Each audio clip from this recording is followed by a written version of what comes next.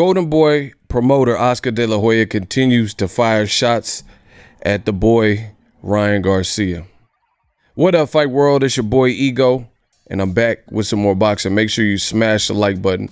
Also, subscribe to the channel for the latest and greatest in boxing. If you want to become part of the gang, notification gang, please hit the bell icon. Shout out to the super chats, channel donations, the Venmo donations, the Cash App, and the Patreon family. We working. Now head over to Patreon. The link is in the description of this video right here.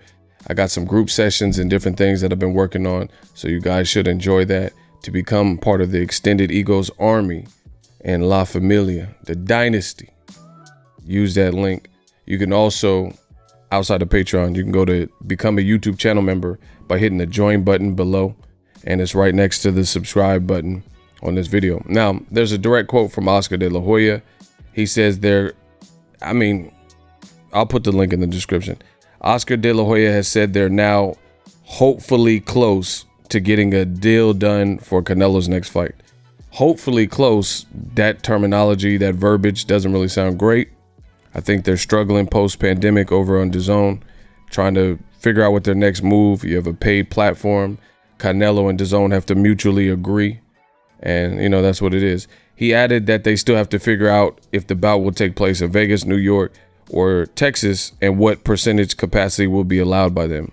So, I don't know. I don't know if Canelo's going to hold off or if he's going to actually fight in September, which is the quote-unquote Mexican dates that he wants. Now, I seen this, and the link is in the description again, and you guys can watch the interview. De La Hoya did an interview with Ring Magazine. Cynthia, shout out to the homegirl Cynthia.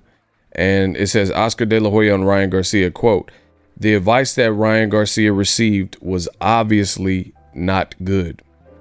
We'll see when he fights again. We just don't know at this point. July 24th, we're going with Virgil Ortiz. He's the real deal. He's the top guy, and he's our next world champion." Bad taste, in my opinion. Like, first of all, Oscar De La Hoya is a promoter, and he's supposed to be promoting Ryan Garcia. Ryan Garcia does a lot of self-promotion as well. But to me, I feel like De La Hoya keeps going down this route and openly beefing with, you know, openly beefing with Ryan Garcia, and it keeps happening. And frankly, it's kind of getting old, you know, this love-hate relationship or whatever they got going.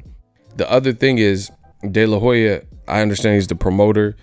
Some people side with him. Some people side with Ryan Garcia. But the thing is, Ryan Garcia, he's a part of this younger generation. You see the video, it says, "I taught YouTuber," this is a YouTuber, "Tanner Fox how to box." Ryan Garcia vlogs. So if he keeps connecting and doing this stuff with the younger crowd, he's going to still be in the position to make money whether he's fighting or not. You see what I'm saying? So De La Hoya can't really strong arm him like a fighter with no pulse or without a big brand. You see what I'm saying? Because he can make money on YouTube doing these little vlogs and body shot challenges and stuff like that. I know he has some endorsement and sponsor deals. So it's really a bad look to me that De La Hoya, instead of getting with Team Ryan Garcia behind closed doors and figuring this thing out, the pay or whatever they got going on, he's like taking shots at Ryan Garcia and saying, you know, he keeps linking Virgil Ortiz and pitting Virgil Ortiz against Ryan Garcia, proverbially, you know, not them fighting, but he keeps saying, like, it's like almost, it's hard to explain, but it's almost like a failed tactic that De La Hoya may have been able to do in the past, but he can't. Like, let's say there was a person to fight Canelo Alvarez and they didn't want to accept the amount of money, like let's say Gennady Golovkin. Then De La Hoya would do this tactic and say, "Oh, you know, we're in contact with Billy Joe Saunders or Daniel Jacobs. So if Golovkin doesn't want the money, then we'll just move on. You know, if Caleb Plant doesn't want the money, or Charlo or whoever the flavor of the month is, don't want the money, then we'll just move on." And he's trying to do this with Ryan Garcia, but in my opinion, it's not really working, because Ryan Garcia, he has avenues to make money. So even if De La Hoya tries, it looks like, based on that quote, looks like De La Hoya could try to starve out Ryan Garcia. But again, this plan could backfire because you're turning, Golden Boy doesn't have that many big star names. It's Canelo and it's Ryan Garcia, both of which seem to be irritated or upset with Golden Boy in recent months and recent memory. And again, Ryan has lanes like this, which you see. So it seems like it would behoove Golden Boy to just try to figure out and find the middle ground with Ryan Garcia. He's a star, whether you resent it, whether you like it. And it looks bad when, look, he's on SportsCenter. Look, this is what look what I'm talking about. New media, we control the narrative. Bro, he's on SportsCenter punching a YouTuber. 10, 15 second clip. This is like, puts me in the position of when Vine first came out, things like that. So he already has a lane. De La Hoya can, it's just gonna, I just feel like it can get ugly from here if they don't squash this beef. And I feel it's gonna be harder to squash this beef and get to a middle ground when De La Hoya keeps pitting Virgil Ortiz. Like he's constantly talking about, oh yeah, we'll just go with Virgil Ortiz, or Virgil Ortiz is my next star, or Virgil Ortiz is better. See, look, Ryan said, I don't know about my fight. 4th of July fight won't happen most likely, and it's sad because I wanted to fight so bad. It's just a lot of BS I'm not going to get into right now. So, I mean, you got a basically up and coming star. I know people keep using this angle saying Ryan ain't fought nobody. Ryan ain't fought nobody. That doesn't have any bearing on his star power right now. He ain't fought nobody, and he's still more popping than the next guy. Like, let me pull this stuff up. Ryan Garcia, let's pull up his gram. I'm gonna show you. I could prove what I'm saying. So Ryan Garcia Instagram, let's pull it up. He got 6.5 million followers, fighting nobody. If that's the basis that we're going on. This him punching the YouTuber or whatever got 2.6 million views, right? Canelo, he got 6.5 million. Let's type in Canelo.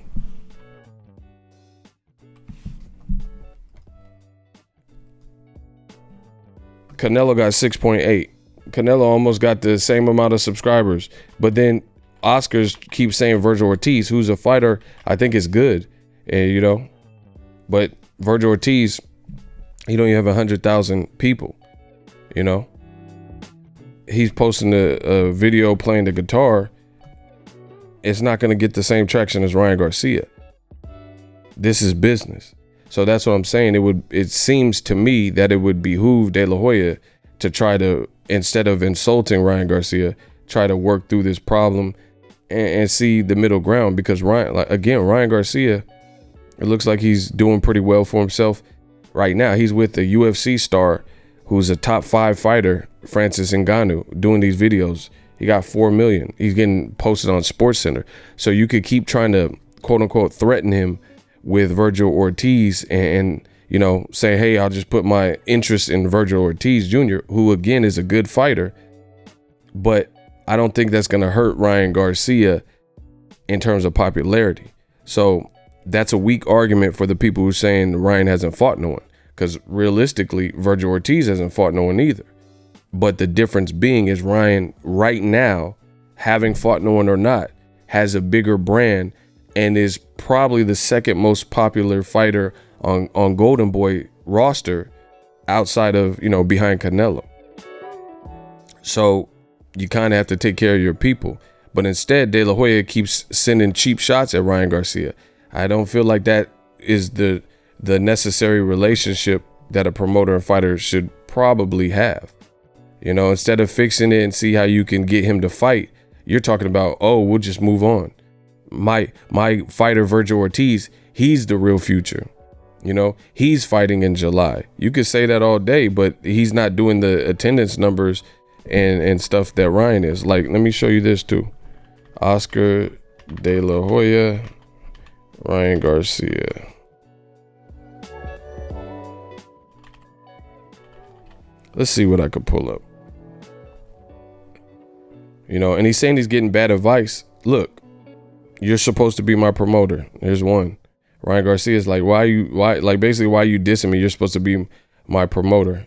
And I guess he deleted the tweet, but I already did a video about it. So Ryan Garcia, De La Hoya taking feud public. You know, this is Oscar De La Hoya and Ryan Garcia. This is Ring magazine owned by Golden Boy. And it says Oscar De La Hoya and Ryan Garcia at odds again. You don't really typically see. They said Al Heyman was the cancer of boxing and this, that, and the third.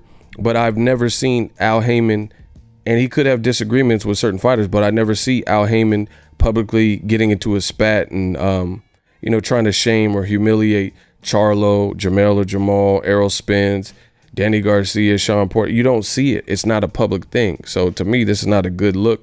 But beyond that, just from the business, the DAZN curse strikes again. They need a hit. They gotta figure out how to you know, bridge the gap and get Ryan Garcia, one of their most popular stars, to fight. Right? But that's not what's happening. And Ryan Garcia got his own attorney, who's a popular boxing attorney. Look, Ryan Garcia, this is last year. He says, quote, "My promoter acted in a very unprofessional manner, which is a pattern at this point." This is Ryan Garcia last year, saying things that were false about me. "I'm a fighter and I'm not afraid to fight anyone. My team tried tirelessly to negotiate a fair purse amount to save the show, but my promoter has shown little interest in my career," Ryan Garcia posted. De La Hoya said he spoke to Garcia on Monday and they're on the same page. This was last year, and now it looks like they're not on the same pages. It says Ryan Garcia has a lot of voices in his ear. That's fine. I've been through it myself, and it's unfortunate because of miscommunication, but it doesn't look like it's improved. You guys get me? This was an article from last year where De La Hoya, you know, talked to Ryan September 2019. And just to put this in perspective,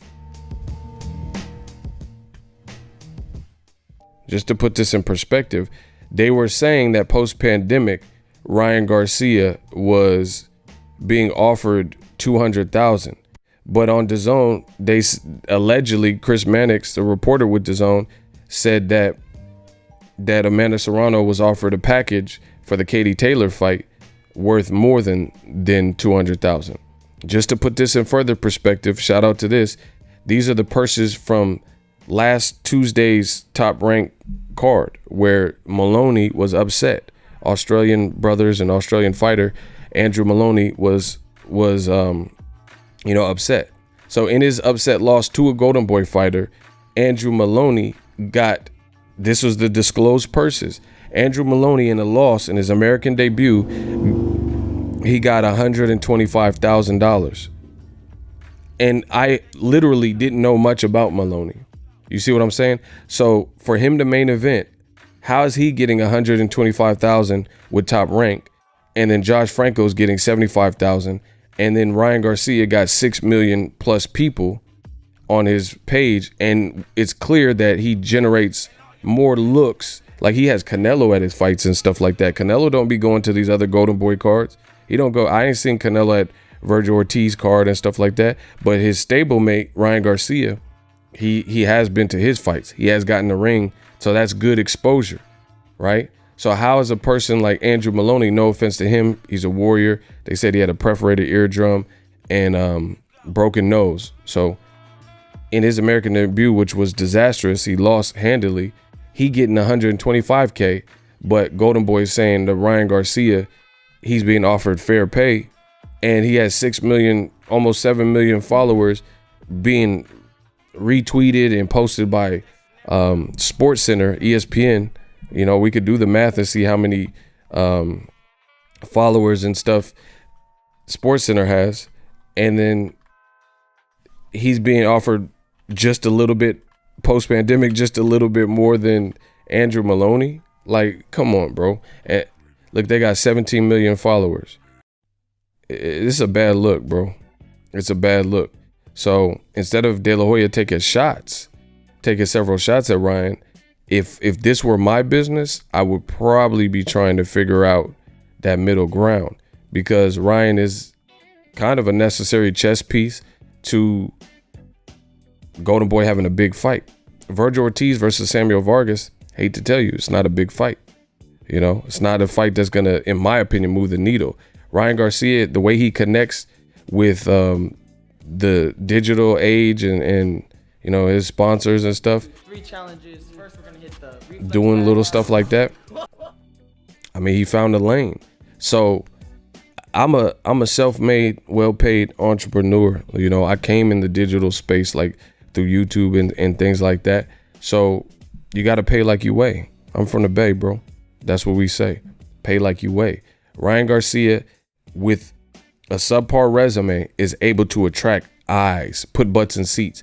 He fought at the Staples Center the day before Gennady Golovkin, when Golovkin fought Vanes Martirosyan. I was in LA and I went to Triple G's fight. They had roughly the same amount of attendance. So if you think it's teenagers and little girls, who cares? That's still putting butts in seats.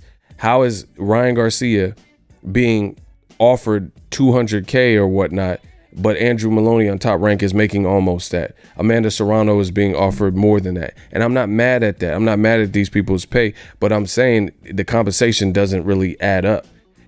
How is Golovkin getting on DAZN $15 million plus equity, and he looked washed? He looked like, you know, it's the end of the road for him. Meanwhile, you have this youthful star who somehow is able to connect with the Logan Paul, Jake Paul crowd, and, you know, Tanner Fox and all these YouTube, you know, the digital space of where we're at right now. And you're telling me that compensation shouldn't be considered in the compensation is wrong. So I said what I said, and I feel the same way, even more so when I start seeing Andrew Maloney's pay and other people's paying. Shakur Stevenson just fought and got not great ratings. There was no crowd, and Top Rank disclosed his purse. They said it was $450K.